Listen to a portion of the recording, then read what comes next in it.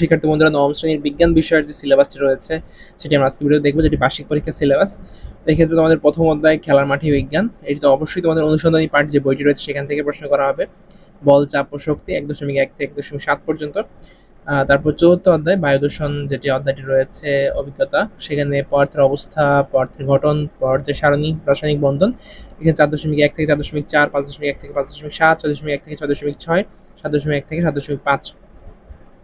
আমার বংশলতিকা, বংশ তালিকা এখানে হচ্ছে তোমার অধ্যায় 8 এবং অধ্যায় 9 রয়েছে। 8-এর 8.1 থেকে 8.4, 9.1 থেকে 9.6 পর্যন্ত।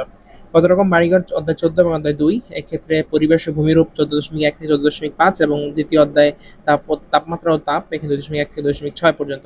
এই হচ্ছে তোমাদের সিলেবাস। এই সিলেবাসের অংশ থেকে তোমাদেরকে প্রশ্ন করা হবে। তোমরা ইতিমধ্যে জানো তোমাদের ধারাবাহিক মূল্যায়ন যেটি তোমাদের ক্লাসে হবে সেখানে 30% মার্কিং থাকবে, আর সামষ্টিক মূল্যায়নে 70% মার্কিং করা হবে। মানে এখানে 100%ই পরীক্ষা হবে, 100তেই পরীক্ষা হবে, সেটাকে 70% নিয়ে এসে বার্ষিক পরীক্ষায় পূর্ণ ফলাফল প্রকাশ করা হবে।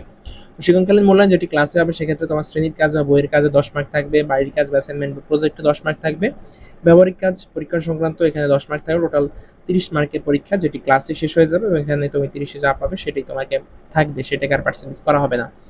লিখিত অংশ তুমি 100তে পরীক্ষা হবে, 100তে যা পাবে সেটাকে 70% নিয়ে আসা হবে। 100 নম্বরের পরীক্ষা এখানে দেখো মানবন্ধন রয়েছে, নৈবিত্তিক প্রশ্ন থাকবে যেটাকে এমসিকিউ প্রশ্ন আমরা বলি, বহু নির্বাচনী প্রশ্ন থাকবে 15টি, এখানে 4টি করে অপশন থাকবে, প্রতিটিতে 15 নম্বর পাবে। এখানে এক কথায় উত্তর, এখানে প্রতিটি প্রশ্নের সাথে কোনো অপশন থাকবে না, জাস্ট সরাসরি অ্যান্সার করা লাগবে। এরকম 10টি প্রশ্ন থেকে 10 মার্ক পাবে, টোটাল 25 মার্ক এখানে রয়েছে।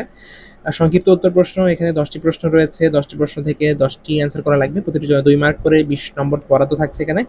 দৃশ্যপটবিহীন যেই রচনামূলক প্রশ্ন রয়েছে যেখানে কোনো উদ্দীপক থাকবে না, এরকম 5টি প্রশ্ন থাকবে, 5টি প্রশ্ন থেকে 3টি প্রশ্নের উত্তর দেওয়া লাগবে, প্রতিটি মার্কিং 5 করে, টোটাল 3-5 15 নম্বর।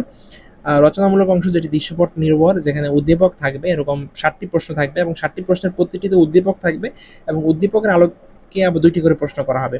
ওই 2টি প্রশ্নের প্রতিটির মান 4 করে, টোটাল একটি প্রশ্নের জন্য 8 নম্বর থাকছে। তাহলে 7টি প্রশ্নের মধ্যে তুমি 5টি প্রশ্ন অ্যান্সার করা লাগবে, 8 করে যেহেতু প্রতিটি মার্কিং, তাহলে 5-8 40 নাম্বার, টোটাল এখানে 100 নম্বরের পরীক্ষা হচ্ছে বিজ্ঞান বিষয়ে, এবং 3 ঘন্টা সময় দেওয়া হবে তোমাদেরকে পরীক্ষার জন্য। সামষ্টিক মূল্যায়নে 100 নম্বর মধ্যে তুমি যে ফলাফলটি পাবে সেটিকে 70% এনে তোমাকে ফলাফল প্রকাশ করা হবে। এই ছিল তোমাদের বিজ্ঞান বিষয়ের সিলেবাস এবং মানবন্টন। পরবর্তী ভিডিওতে আমরা বিজ্ঞান বিষয়ের প্রশ্নটি আমরা দেখার চেষ্টা করব। অনলাইনে কেনাকাটা করতে পছন্দ করো, দারাজের একটি গ্রুপ আমাদের খোলা হয়েছে, তোমরা চাইলে এই গ্রুপে যুক্ত হতে পারো। গ্রুপের লিংক ভিডিও ডেসক্রিপশন বক্সে দেওয়া থাকবে। তো দারাজের এই যে টেলিগ্রাম গ্রুপটি, দুটি গ্রুপ রয়েছে, একটা টেলিগ্রাম একটি হোয়াটসঅ্যাপ, যেকোনো একটা যুক্ত হয়ে দিলে পারো। এখানে তোমরা দারাজের কখন কোন অফারটি দেয়, কখন কোন অফারে তোমরা ভালো সুযোগ নিতে পারো। যেমন এখানে একটা দেখতে পাচ্ছ, এখানে একটি দোলনা রয়েছে, এটি 1150 টাকা দাম, কিন্তু তোমরা চাইলে 225 টাকা কিনতে পারো। সেটি কিভাবে কিনতে পারবে, কখন এই অফারটি থাকবে, কতজন এই অফারটি নিতে পারবে, সে সম্পর্কে বিস্তারিত এই গ্রুপে বলা আছে। তোমরা চাইলে এই গ্রুপে যুক্ত হয়ে যেতে পারো।